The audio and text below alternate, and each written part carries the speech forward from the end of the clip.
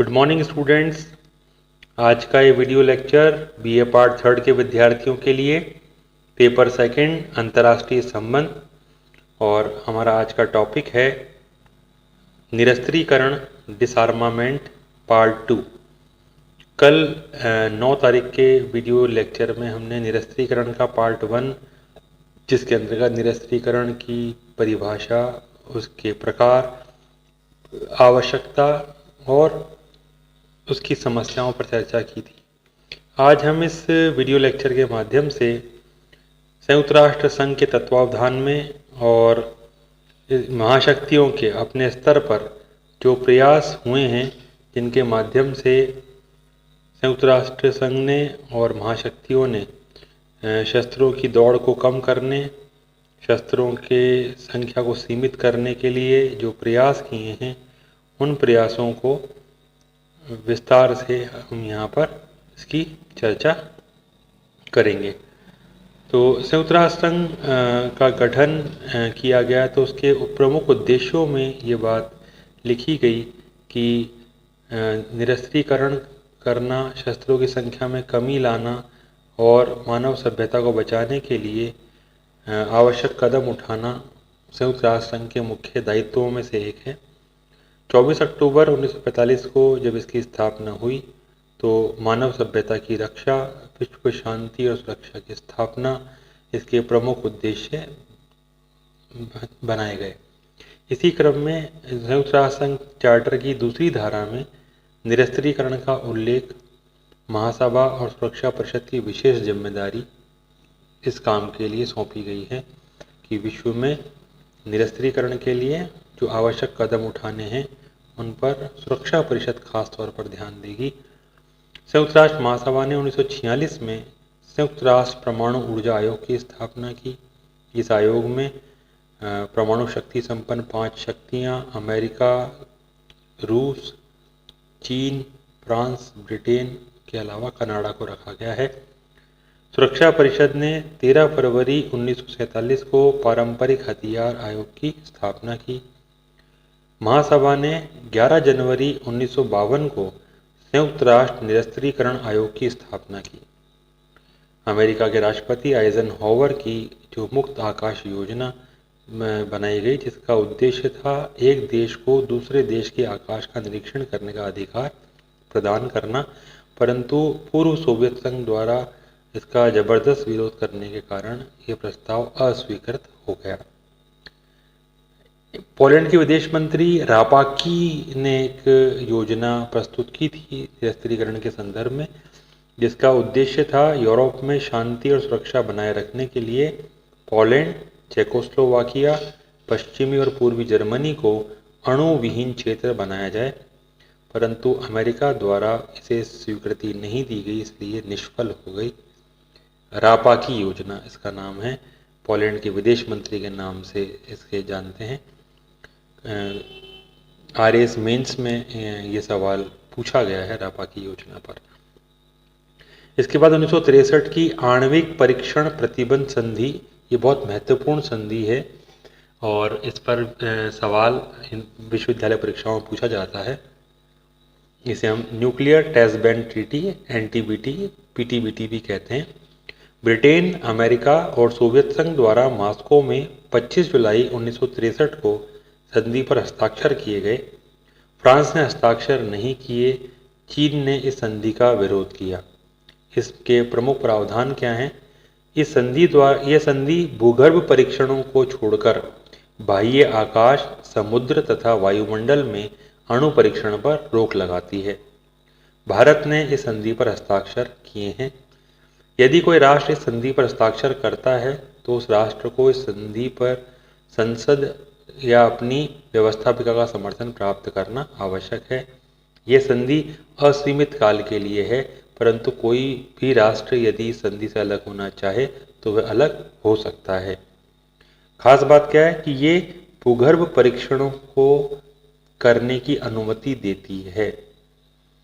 बाह्य आकाश में, समुद्र में या वायुमंडल में आप परीक्षण नहीं कर सकते। इसकी आलोचना इस आधार पर की जाती है कि यह संधि भूमिगत विस्फोटों पर तो रोक लगाती है, परंतु रोक नहीं लगाती, ये संधि भूमिगत विस्फोटों पर रोक नहीं लगाती है और परमाणु हथियारों के उत्पादन पर भी रोक नहीं लगाती। इसके बाद नेक्स्ट जो संधि है वो है बाह्य आकाश संधि 1966। अमेरिका, सोवियत संघ और ब्रिटेन ने बाह्य आकाश में परमाणु शस्त्रों को भेजना निषिद्ध किया था इस संधि के द्वारा। इसके बाद एनपीटी 1968 अणु अप्रसार संधि, बहुत इंपॉर्टेंट है, प्रश्न आता है 4 नंबर का इस पे अलग से। संयुक्त राष्ट्र संघ महासभा की राजनीतिक समिति द्वारा परमाणु शस्त्रों के प्रसार और निर्माण पर नियंत्रण संबंधी प्रस्ताव प्रस्तुत किया गया, जिसमें संघ के 112 में से 110 ने प्रस्ताव के पक्ष में मत दिया। इस संधि की प्रमुख बातें क्या हैं? नंबर 1, परमाणु शक्ति संपन्न राज्य परमाणु अस्त्र विहीन राष्ट्रों को परमाणु बम के निर्माण के रहस्य की जानकारी नहीं देंगे। यानी जो P5 कंट्रीज हैं जिनके पास परमाणु शक्ति है, अमेरिका, पूर्व सोवियत संघ, चीन, फ्रांस और ब्रिटेन, ये किसी अन्य, इन 5 के अलावा अन्य जो राष्ट्र बचे जो जिनके पास परमाणु शक्ति नहीं है, उनको परमाणु बम बनाने का रहस्य नहीं बताएंगे। दूसरा, परमाणु शक्ति संपन्न P5 देश परमाणु अस्त्र विहीन राज्यों को परमाणु अस्त्र प्राप्त करने में सहायता नहीं देंगे। परमाणु अस्त्र विहीन राष्ट्र परमाणु बम बनाने का अधिकार त्याग देंगे। चौथा, परमाणु अस्त्रों के परीक्षण और विस्फोट पर रोक लगाने के लिए अंतर्राष्ट्रीय व्यवस्था की जाएगी। पांचवा, परमाणु शक्ति संपन्न राष्ट्र परमाणु शक्ति का प्रयोग विकास कार्यों में करेंगे। ये 5 प्रमुख बातें जो एनपीटी की हैं। इसकी आलोचना की जाती है। नंबर 1 है, ये संधि भूमिगत परमाणु परीक्षणों पर रोक नहीं लगाती, जैसे 1963 की एनटीबीटी नहीं लगा रही थी, वैसे ही 1968 की एनपीटी भी भूमिगत परीक्षणों पर रोक नहीं लगाती है। नंबर 2, परमाणु शक्ति संपन्न राष्ट्रों द्वारा परमाणु हथियारों के भावी निर्माण पर रोक नहीं लगाती, कि जिनके पास परमाणु शक्ति मौजूद है वो तो अपनी शक्ति को बढ़ा सकते हैं, लेकिन जिनके पास परमाणु शक्ति नहीं है वो सपने में भी परमाणु अस्त्र निर्माण की बात नहीं सोचेंगे। तीसरा, परमाणु शक्ति संपन्न जो P5 कंट्रीज हैं उनके परमाणु अनुसंधान कार्यक्रमों पर रोक नहीं लगाती और न ही इनके अंतर्राष्ट्रीय निरीक्षण का अधिकार किसी संस्था को देती है।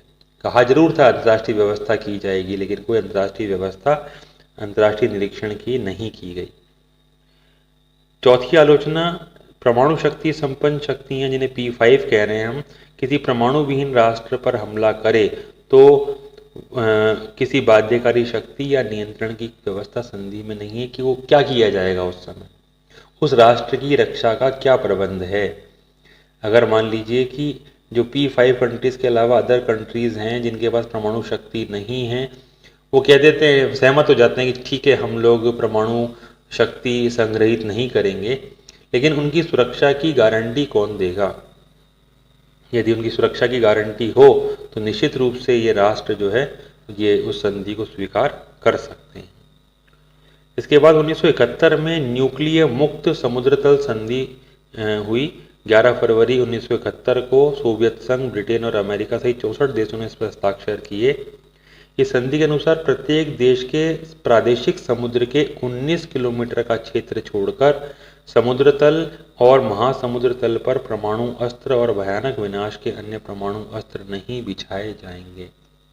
ये 19 किलोमीटर का जो क्षेत्र है ये उस देश की अंतर्राष्ट्रीय सीमाओं के अंतर्गत ही आता है,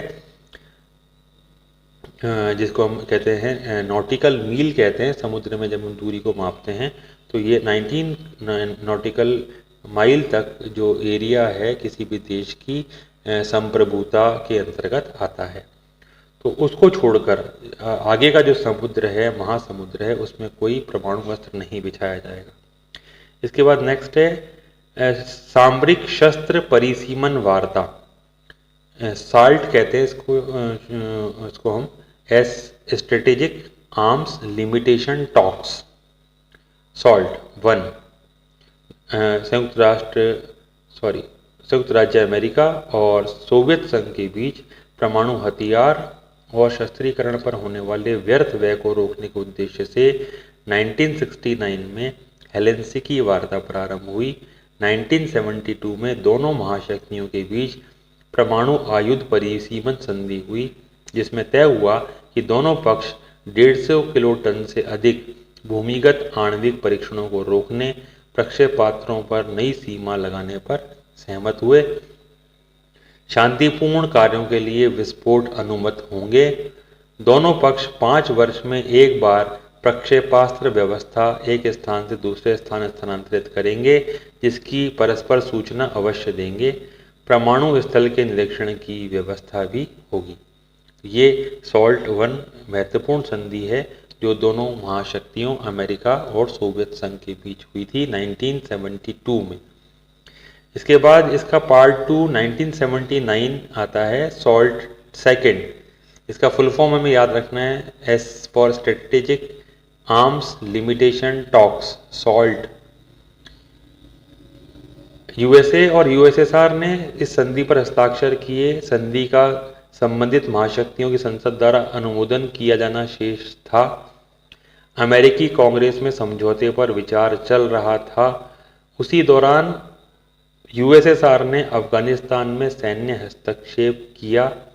अमेरिकी राष्ट्रपति जिमी कार्टर ने SALT II के अनुमोदन को स्थगित करवा दिया। अमेरिकी राष्ट्रपति जिमी कार्टर ने SALT II का अनुमोदन रुकवा दिया और इसके पीछे जो महत्वपूर्ण बात थी कि USSR अपने साम्यवादी उद्देश्यों को पूरा करने के लिए अफगानिस्तान में सैन्य हस्तक्षेप कर चुका था और जिमी कार्टर ने इसे बर्दाश्त नहीं किया और तुरंत इस संधि के अनुमोदन को स्थगित करवा दिया।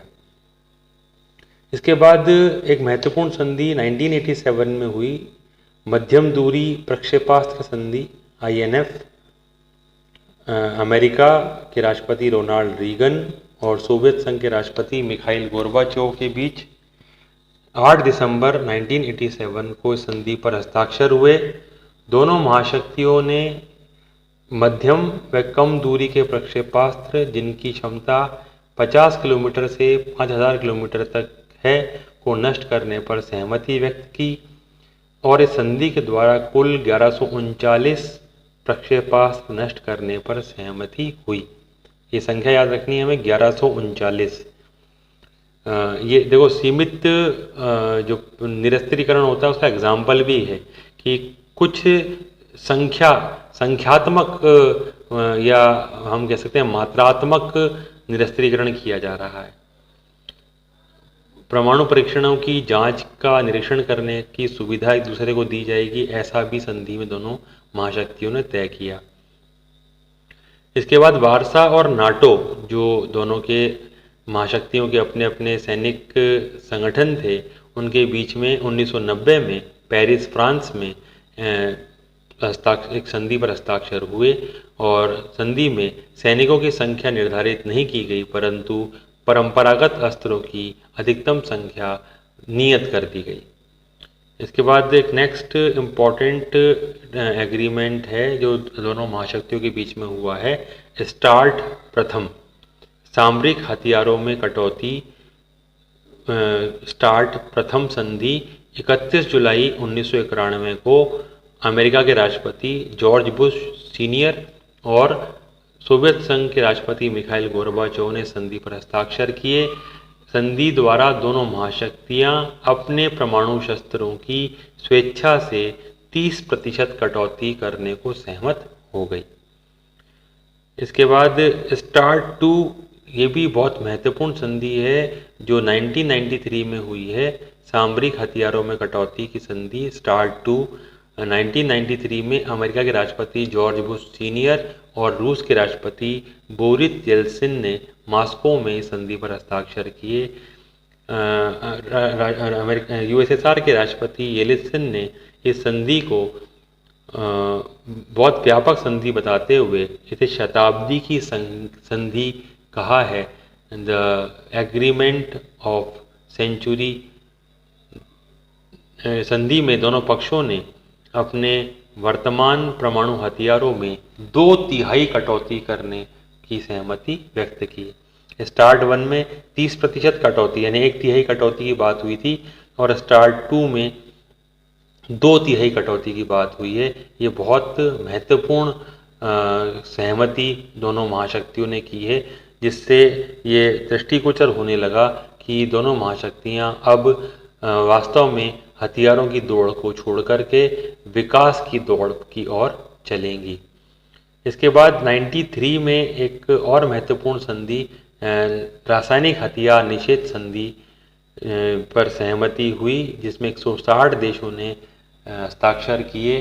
65 राष्ट्रों के अनुमोदन के बाद 29 अप्रैल 1997 को ये संधि लागू हो गई। ये संधि रासायनिक हथियारों के अनुसंधान, विकास, भंडारण और हस्तांतरण पर पूर्ण प्रतिबंध लगाती है। अमेरिका और रूस इस संधि में सम्मिलित नहीं हुए। इन शक्तियों के अभाव में संधि की शक्ति खोखली ही सिद्ध हुई। उत्तर कोरिया, लीबिया, सीरिया, इराक जैसे राष्ट्रों ने चोरी छिपे रासायनिक हथियारों का निर्माण किया। और इस टॉपिक के सबसे लास्ट में सबसे महत्वपूर्ण संधि है CTBT, comprehensive test ban treaty, व्यापक आणविक परीक्षण प्रतिबंध संधि। विद्यार्थियों, आपको 1963 की NTBT, 1968 की NPT और 1995 की CTBT, इन तीनों के फुल फॉर्म भी याद करने हैं। 2-2 मार्क्स के क्वेश्चन यूनिवर्सिटी की परीक्षाओं में आते हैं, जिनमें इन संधियों का फुल फॉर्म पूछा जाता है। ये विश्व भर में किए जाने वाले परमाणु परीक्षणों पर रोक लगाने के उद्देश्य से ये संधि प्रस्तावित की गई। भारत अमेरिका के साथ इस संधि का सह प्रस्तावक बना, परंतु 1995 में भारत ने इस संधि को भेदभावपूर्ण बताते हुए संधि में शामिल होने से इनकार कर दिया। इस संधि द्वारा परमाणु परीक्षणों पर प्रतिबंध लगाने और परमाणु परीक्षण स्थल इत्यादि के अंतर्राष्ट्रीय निरीक्षण की व्यवस्था की गई है कि यदि कोई राष्ट्र के पास यदि परमाणु परीक्षण की सुविधा है, वो परीक्षण किस स्थान पर करता है, उसके पास जो परमाणु सामग्री मौजूद है उसका उपयोग वो शांतिपूर्ण कार्यों के लिए करता है या विनाशकारी कार्यों के लिए करता है, इन सब बातों की का निरीक्षण करने की व्यवस्था भी ये संधि करती है। भारत 3 आधारों पर इस संधि का विरोध करता है। नंबर 1, इस संधि में परमाणु निरस्त्रीकरण की बात नहीं कही गई है कि जो राष्ट्र परमाणु शक्ति प्राप्त कर चुके हैं वो परमाणु शक्ति को छोड़ने को तैयार नहीं हैं, और जो परमाणु अस्त्र विहीन देश है वो परमाणु शक्ति को ना तो प्राप्त कर सकता है और ना ही उसका भंडारण कर सकता है और ना ही उसका उपयोग कर सकता है। तो ये भेदभाव करती है परमाणु शक्ति संपन्न देशों में और परमाणु विहीन देशों में। दूसरा, ये संधि बहुत संकीर्ण है। ये केवल नए परीक्षण पर रोक लगाती है कि अब कोई परमाणु परीक्षण नहीं करेगा। अब परमाणु परीक्षण की आवश्यकता भी नहीं है। इतनी तकनीकी प्रगति और विकास हो चुका है कि आधुनिक सुपर कंप्यूटर्स के द्वारा भी इन हथियारों का या बम का परीक्षण किया जा सकता है। इसके लिए ये क्योंकि नए परीक्षणों पर रोक लगा रही है, पुराना जो कुछ हो चुका है उस पर किसी प्रकार का प्रतिबंध नहीं है, उसको समाप्त करने की बात संधि में कहीं नहीं है। ये भारत के विरोध का कारण है। और तीसरा, संधि में नए तकनीकी विकास एवं नए परमाणु शस्त्रों के विषय में कोई प्रावधान नहीं है। तो ये 3 आधार हैं जिनके कारण भारत ने संधि पर हस्ताक्षर नहीं किए। 154 देशों ने इस पर हस्ताक्षर किए हैं। 45 राष्ट्रों ने इस संधि का अनुमोदन भी कर दिया है, परंतु परमाणु शक्ति संपन्न 44 राष्ट्रों में से 12 राष्ट्रों ने इस पर हस्ताक्षर नहीं किए हैं, इसलिए संधि लागू नहीं हो पा रही है। भारत और अमेरिका ने जो 2005 में परमाणु समझौता किया था, उस समय भारत पर इस संधि पर हस्ताक्षर करने का बहुत दबाव था। भारत ने 1968 की एनपीटी पर भी साइन नहीं किए हैं और सीटीबीटी 95 पर भी साइन नहीं किए हैं। तो उस समय अमेरिका पर वहाँ के सीनेटरों ने दबाव बनाया था राष्ट्रपति जॉर्ज बुश जूनियर पर कि वो भारत से इन संधियों पर हस्ताक्षर करने के लिए दबाव बनाए, परंतु अमेरिका ने इस प्रकार का कोई दबाव नहीं बनाया और भारत आज भी उन्हीं आधारों पर इस संधि को भेदभावपूर्ण मानता है। तो इस पूरे निरस्त्रीकरण टॉपिक का यदि हम मूल्यांकन करें तो कह सकते हैं कि मानव सभ्यता की रक्षा के लिए संयुक्त राष्ट्र संघ के साथ साथ महाशक्तियों ने भी निरस्त्रीकरण के लिए प्रयास किए, परंतु इन प्रयासों में कहीं ना कहीं स्वार्थी राजनीति, अवसरवादिता और केवल दिखावे का भाव स्पष्ट परिलक्षित होता है। जब तक सभी राष्ट्र अपने तुच्छ स्वार्थों से ऊपर उठकर मानवता की रक्षा के लिए सच्चे हृदय से प्रयास नहीं करेंगे, तब तक निरस्त्रीकरण सफल नहीं होगा।